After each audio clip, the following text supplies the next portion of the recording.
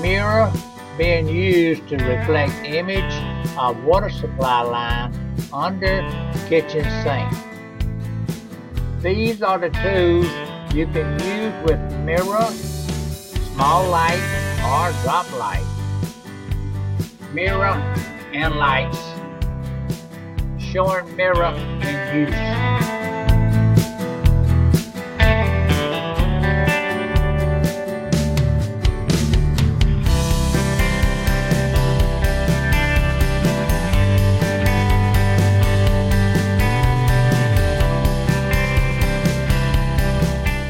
Locating water leak or water supply line. See where I'm shining the light?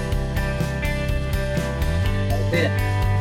It is so much better to stand and look under the sink than having to lay on the floor to see water lines.